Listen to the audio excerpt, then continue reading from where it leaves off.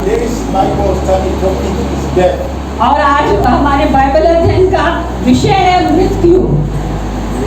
And he was asking everyone of us saying, और उन्होंने हर एक से कहा कि हम सब ने पाप किया है, what is death according to you? और आपकी क्या मृत्यु होनी चाहिए आपके अनुसार। One of us said, और एक व्यक्ति ने कहा, according to me, मेरे अनुसार death is the termination of life. और उन्होंने कहा कि मृत्यु एक जीवन के वो है। Another one said, और दूसरों ने कहा मृत्यु भी एक उसका ऑपोजिट मतलब है according to me, जीवन का। death is non-existence. और मृत्यु कुछ दिखने वाली चीज नहीं है, ऐसे बताया उन्होंने। And the pastor replied, इसके लिए मैं धन्यवाद करता हूँ। and he said, और उन्होंने कहा, if you want to understand what is death, आज अगर आप नहीं समझ पा रहे हैं कि मृत्यु क्या है, you are supposed to know first of all who is man और पहले आपको जानने की जरूरत है कि एक मनुष्य क्या है or what is man. और आदमी क्या है। Man is three things. और व्यक्ति तीन चीजें हैं। Man is the body, और मनुष्य एक देह है, man is the soul, और वो एक प्राण है, man is the spirit. और वो एक आत्मा है। And he tried to explain us what is the soul. और मैं आपको बताना चाहता हूँ कि प्राण क्या है।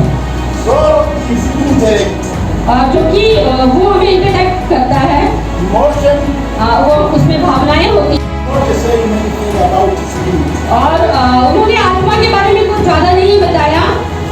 But let me give you one example मैं एक उदाहरण देता हूँ to know better what is soul and spirit. और आपको जो प्राण और आत्मा के बीच में क्या है अंतर, वो आपको मैं बताना चाहता हूँ। Supposing that one Sunday you wake up and it's raining, और एक सुबह आप उठे रविवार को और बारिश हो रही थी, you will hear two voices. आपको दो आवाज सुनाई देगी। One voice will tell you, एक आवाज आपको बताएगी, my brother or sister, मेरी बहन और भाई, it is time to take a to have a good sleep. और ये अच्छा है कि आप सो जाएं, Don't go to church because church जाने की जरूरत नहीं है, बारिश हो रही है बाहर। it's the voice from soul. और ये जो आवाज होगी प्राण से आती है, जो हम प्राण बोलते हैं, सोल बोलते हैं, जैसे वही है। It is the devil who is. कर रहा है, वो बोल रहा है ये। Another voice will tell you, और दूसरी आवाज जो आपको सुनाई देगी, even if it is raining, और अगर बारिश है, you can go to church for the glory. चाहे बारिश क्यों ना हो, आप परमेश्वर की महिमा के लिए आप कलीसिया में जाएं। That's the voice which is coming from God और ये वो आवाज है जो परमेश्वर की ओर से आती है through the spirit. और आत्मा के द्वारा आती है। Through the spirit, आत्मा के द्वारा।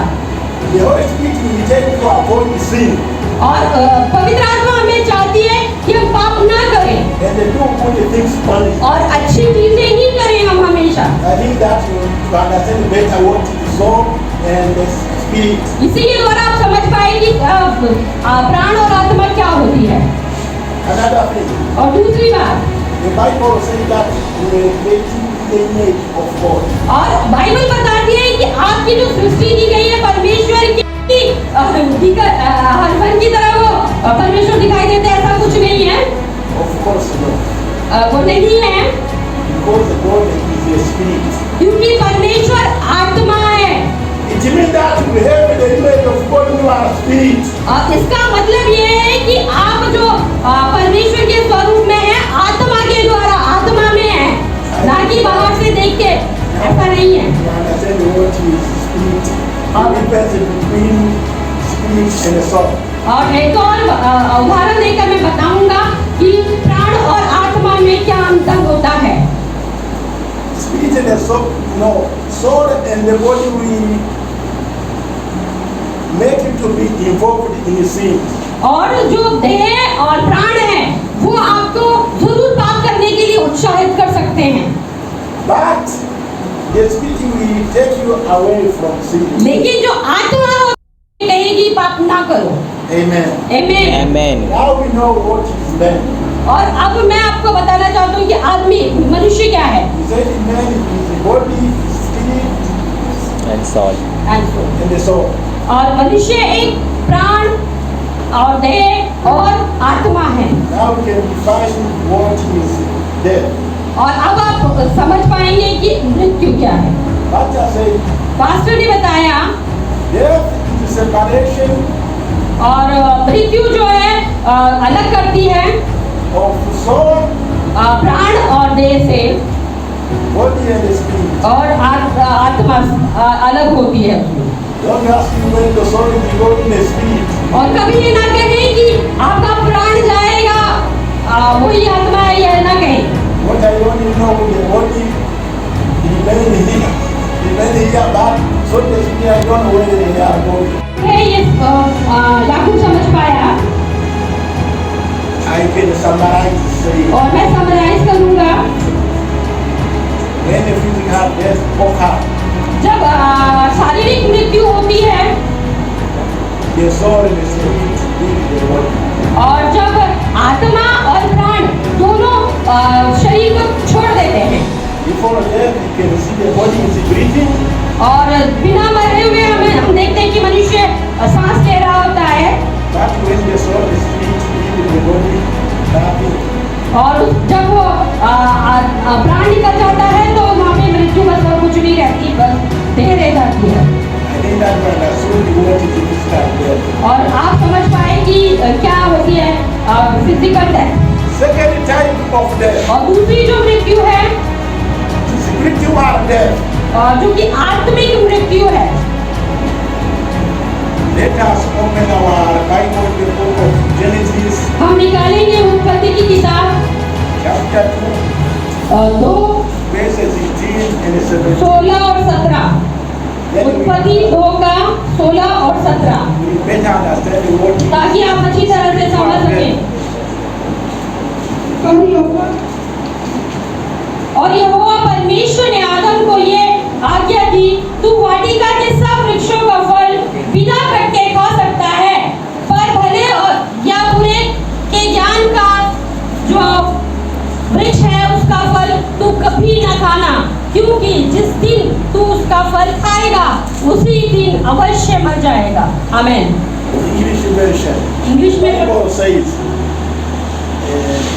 Genesis chapter 2, verse 16.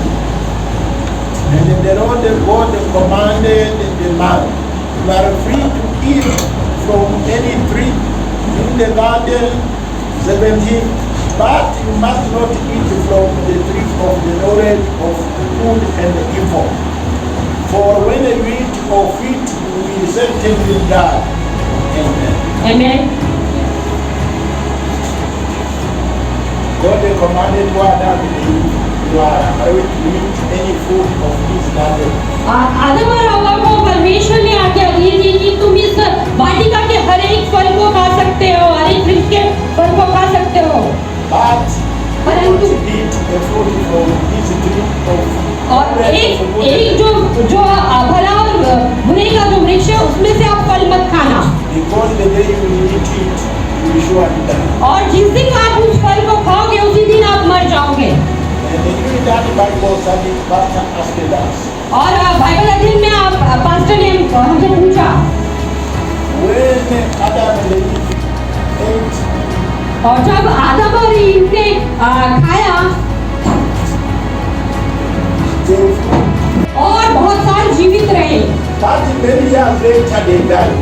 लेकिन बहुत सालों के बाद वो मरे। And the pastor asked me a question. Pastor ने मुझसे एक प्रश्न पूछा, Does it mean that before they died? और मैं क्या आपकी बोलता? And the pastor replied, तो पास्टर ने जवाब दिया, therefore, इसलिए it means that after eating the fruit, इसका मतलब वो फल खाने के बाद Adam and Eve died somewhere. और In आदम one और way Eve or another way. दूसरे तरीके से वो मर गए थे। And they said, और उन्होंने कहा they usually died spiritually.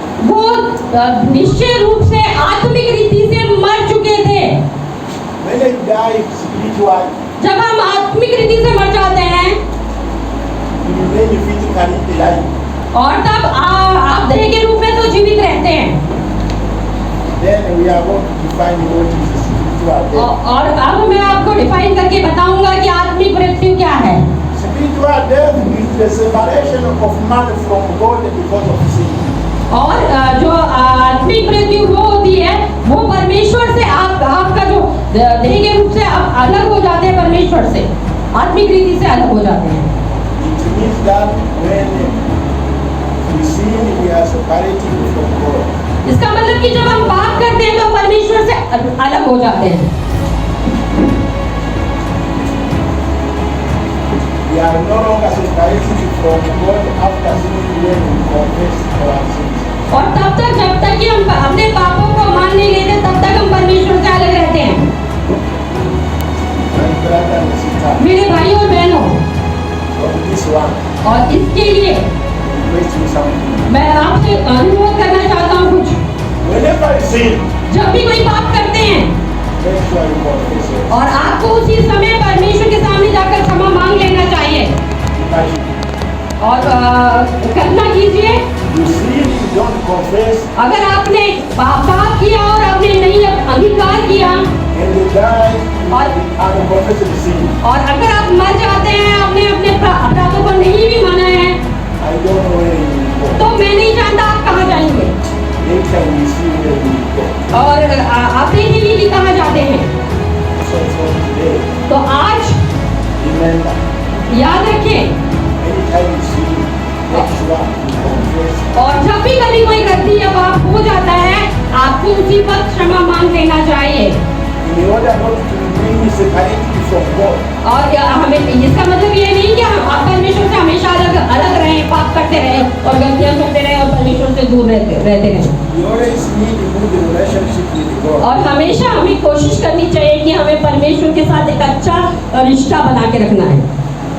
When the pastor defined this spiritual death, और जब पास्टर ने इस आत्मिक मृत्यु के बारे में डिफाइन किया we finally understood what Jesus was saying. और तभी मैं समझ पाया कि यीशु मसीह क्या कह रहे थे। In the book of Luke, chapter 9, verse 16, लूका 9:16 निकालेंगे हम। इंग्लिश वर्जन में बाइबल में जो लिखा है वो पढ़ूंगा। Jesus said unto him, let the dead bury their dead, but go you and preach the kingdom of God. Amen. In version. पढ़ो। तब उसने वे 5 रोटियां और 2 मछलियां ली और स्वर्ग की ओर देखकर धन्यवाद किया। Luke chapter Chapter 9, here between verses. I don't know. It's verse 16. 16. 16 तब उसने वे 5 रोटियां और 2 मछलियां ली और स्वर्ग की ओर देखकर धन्यवाद किया।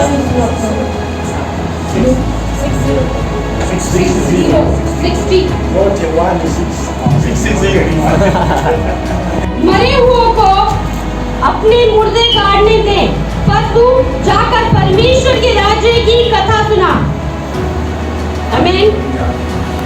60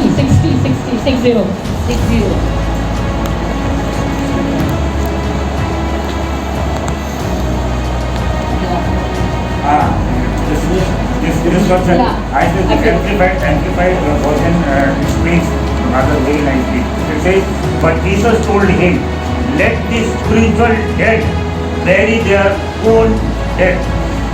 Your duty is to go and preach about the kingdom of God. This is what the amplified version. It says, spirit dead. I did not check my version. Let me check my version. This is But amplified. in the other version, even अलग मतलब अलग-अलग version में अलग-अलग the तरह से लिखा हुआ है Bible थोड़ा in your national language, और it was national explained that जो इंग्लिश में लिखा है bury their dead. और मुर्दों को अपने मुर्दे काटने दो। But here it says, Okay, but Jesus let told me him, check my version. let this spiritually dead bury their own dead. और इसमें लिखा है कि आत्मिक मृत्यु जो आत्मा से मरे हुए उन्हें अपने मुर्दे काटने दो, ये लिखा हुआ है इस वर्जन So में। it is clarifying Why that does this here is it spiritual is a death. little bit clarified? Yeah, Why it is doesn't matter? Let spiritual me check my version, then I will go on. Okay,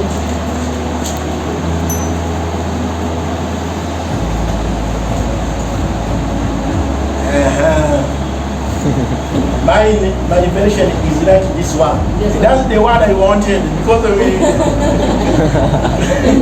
Okay, here the Bible says, Jesus said to him, let the dead bury their own dead, but you go and proclaim the kingdom of God. और उसमें यही लिखा है कि मुर्दों को अपने मुर्दे काटने दो और आप परमेश्वर के वचन का प्रचार करो। Before following this Bible study, Bible अध्ययन से पहले I was asking myself, और मैं अपने आप से पूछ रहा था how can a dead go bury another dead? कि मरा हुआ व्यक्ति कैसे दूसरे लोगों को गाड़ेगा।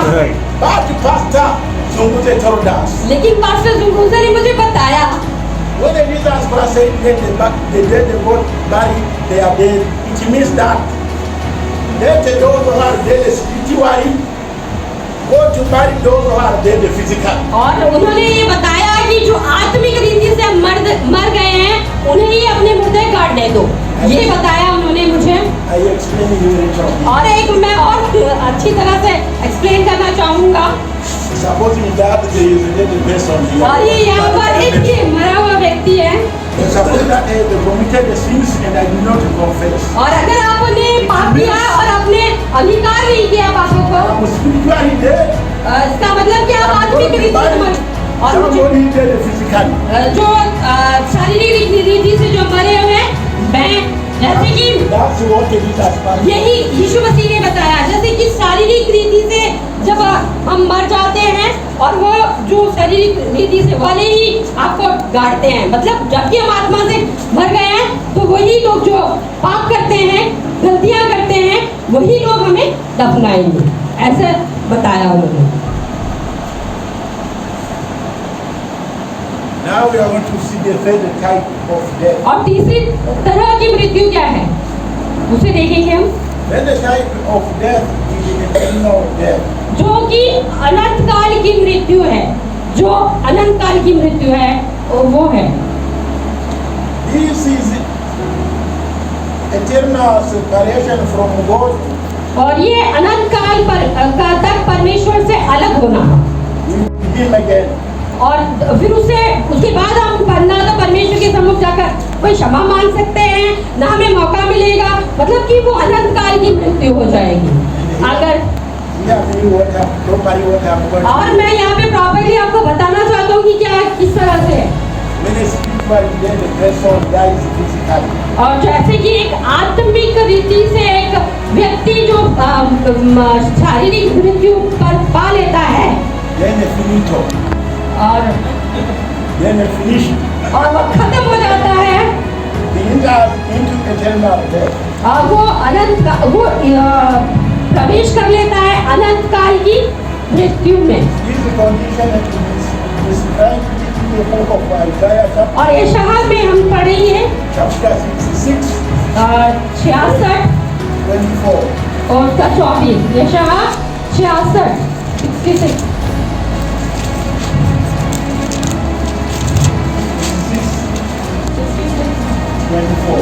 उसका 24 66 का 24। तब वे निकलकर उन लोगों के शवों पर जिन्होंने मुझसे बलवा किया दृष्टि डालेंगे, क्योंकि उनमें पड़े हुए कीड़े कभी ना मरेंगे, उनकी आग कभी ना बुझेगी और सारे मनुष्यों को उनसे अत्यंत घृणा होगी। आमीन। English version, the Bible says, and they go out and they look and one of the dead bodies of those who rebel against me. Their worm will not die, nor will their fire be quenched, and they will be not sown to the whole human race. Amen. Amen. Remember, और याद रखें, I told you, saying, मैं आपको बता रहा हूँ, when you come, निश्चय जान लें कि आपको उस वक्त क्षमा मांगने की जरूरत है। because when I say when we commit a sin, we are separated from God. और मैंने आपको बताया कि जब हम पाप करते हैं तो हम परमेश्वर से दूर हो जाते हैं। It means that when you die with the unconfessed sin, अगर इसका मतलब कि अगर हम अपने पापों को ना मानकर मर जाते हैं, you are dead spiritually and you die physically. और आप आत्मिक रीति से मर जाएंगे और देह के रूप से भी मर जाएंगे। My friend, you are finished. आप बिल्कुल समाप्त हो जाएंगे मेरे No मित्रों। way to confess again. और अगर नहीं आप क्षमा मांगेंगे तो It means that you are dead eternal. और इसका मतलब कि आप मर जाएंगे अनंत काल की मृत्यु में। That's why I'm saying that तो मैं इसलिए आज आपको ये बता रहा हूँ, when you make your life to confess, आप confess sin, you die, you commit sin. जब भी आप कोई पाप करते हैं आप निश्चय ये जान लें कि आपको क्षमा मांगनी चाहिए। अगर आप उस परिस्थिति के समय यानी उस वक्त जबकि आपने पाप किया है आप मर जाते हैं तो आप ये ध्यान रखें कि वो आपकी मृत्यु अनंत काल की मृत्यु हो जाएगी, आत्मा से भी देह से भी हर तरह से। तो इसलिए आपको ये ध्यान रखना है जब भी आप पाप करें तो आप अपने पापों का अंगीकार करें, क्षमा मांगें ताकि आप परमेश्वर के साथ अपना अच्छा रिश्ता बना पाएं। I am almost done with today's Bible study. और मैं ऑलमोस्ट अपनी बाइबल अध्ययन कर चुका हूँ Because some of us were late. क्योंकि कुछ लोग अभी लेट आए हैं I am going to make a summary of what I said. और इसलिए मैं कुछ समराइज करूँगा उसको। Our today's topic was death. आज का मेरा विषय था मृत्यु।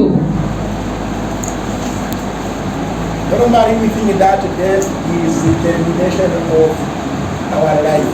और हम लोग नॉर्मली ये सोचते हैं कि मरना यानी कि हम एकदम बस मृत्यु जो आ जाती है वो ही मृत्यु हम समझते हैं। We can even think that is non-existence. और हम सोचते हैं बस अब हम दिखेंगे ही नहीं, बस इतना ही है, ऐसा ही होता है, ये सोचते हैं। So do that time,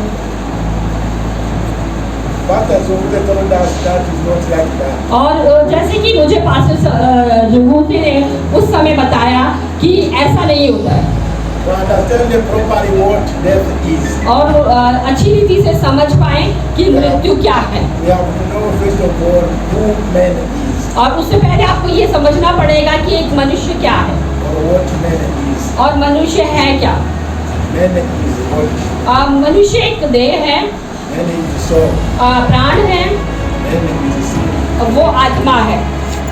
And I tried to explain what is soul. और मैंने कोशिश की थी कि प्राण क्या है, मैंने बताया था उसको, एक्सप्लेन भी किया था। So it's intellect, और जो प्राण है वो इंटरेक्ट करता है emotion, और भावनाएं, और उसके अंदर क्या होती है, जो प्राण होता है उसके अंदर फीलिंग्स भी होती है, भावनाएं भी होती है। and I tried to explain what is spirit. और मैंने कोशिश की थी कि अच्छी तरह से एक्सप्लेन करके बताया था कि आत्मा क्या होती है। In this brochure, there is no definition of spirit, but I tried my best to explain what is. और इस बाइबल में ऐसा नहीं था कि आत्मा के बारे में कुछ डिफाइन किया था, लेकिन मैंने कोशिश की कि मैं उसे अच्छी रीति से बता सकूं। After, pastor because they were a little bit late, pastor थोड़े लेट से, began what is spirit? I said, और मैंने कहा था कि क्या है आत्मा। most of the time you will be hearing two voices. और आप हमेशा क्या सुनते हैं, दो तरह की आवाज सुनते हैं। Sometimes the sound speaking through the soul. और एक जो आवाज आती है वो प्राण के द्वारा आती है, वो शैतान के द्वारा, शैतान बताता है, I बोलता gave है। them an example saying, और मैंने उसको बताते हुए एक उदाहरण भी दिया था। supposing that one Sunday you wake up morning, और उदाहरण के तौर पर एक दिन आप सुबह सुबह जल्दी उठ गए You will hear two voices. आपको वहाँ पर बारिश हो रही है और आपको दो आवाज आ रही है One voice will tell you, और एक आवाज आपको ये कहेगी don't listen to go to church. आपको कलीसिया जाने की जरूरत नहीं It's है a good time to hear the और ये voice. बहुत अच्छा समय है, आप सो जाए अच्छी तरह से। This is the voice from Satan. It is speaking यही आवाज जो from the शैतान की soul. ओर से है जो कि प्राण के द्वारा आती है।